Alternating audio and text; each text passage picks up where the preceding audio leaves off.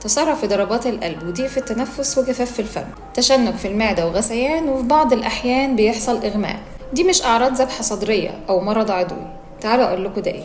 دي أعراض الخوف، بيختلف شدتها من شخص لآخر تبع لشخصيته تبع البيئة المحيطة بيه، على حسب برضو الموقف اللي تعرض له. الدماغ في حالات الخوف بتلعب دورين. الدور الأول هو دور سريع عشان يدي الإجراء لازم وفوري ضد أي خطر بتتعرض له، زي إنك شفت فار أو صرصار جوه دولابك.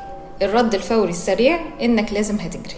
الدور التاني اللي بتلعبه الدماغ هو دور بطيء شوية، وهو مرتبط بالوعي والذاكرة عشان يحلل الخطر. هل الخطر ده حقيقي ولا وهمي؟ وهل لازم أجري ولا أستنى؟ زي إنك تكون قاعد لوحدك بتتفرج على فيلم رعب والنور يقطع، مش بس كده، وتسمع جوه في الأوضة صوت خبط. تبتدي دماغك تحلل هل الصوت ده حقيقي ولا أنا سمعته لمجرد إن أنا كنت بتفرج على فيلم رعب. كده كده الواقع اللي حصل إن النور قطع. دماغي هتحلل هل أنا لازم أخاف من الضلمة ولا أقعد واستنى النور يرجع. تبتدي برضو الدماغ تحلل هل صوت الخبط اللي أنا سمعته جوه هو حقيقي ويستدعي إن أنا أقوم أدور ده إيه، ولا عادي ممكن يكون جارنا بيدق في مسمار.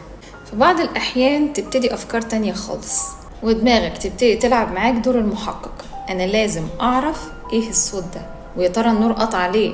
هل هو صدفة ولا حاجة طلعلي من الفيلم؟ ويا ترى أنا قافل باب الشقة كويس عليا ولا ممكن يكون حد جه وبيخبط عليا؟ ولا هفتح الباب مثلا ألاقي شخصية من شخصيات الفيلم المرعبة؟ تبتدي تعيش مع نفسك ومع دماغك قصة طويلة، زي مثلا إن هل هو لو طلع حرامي هل أنا هضربه مثلا أو هقتله؟ أكيد طبعا مش هقدر أقتل. طيب يبقى أنا هديله كل اللي عندي كهدية ويمشي ويسيبني في حالي، أو أعزمه على العشاء مثلا عشان يرضى عني وما يعمليش حاجة، واشكره طبعا على الزيارة اللطيفة اللي عملها لي والرعب اللي سببهولي. كل القصص دي بتدور في دماغك في وقت قصير قوي، يعني مش هيقعد لك 3-4 أيام تفكر في فكرة هو الخبط اللي سمعته ده ايه وهل هو حرامي ولا لا. هو بياخد وقت قصير وبيروح، ومجرد ما بيروح بتبتدي تشعر بالسعادة ان انت مازلت على قيد الحياة، وانه لا طلع حرامي ولا طلع شبح طالع من الفيلم.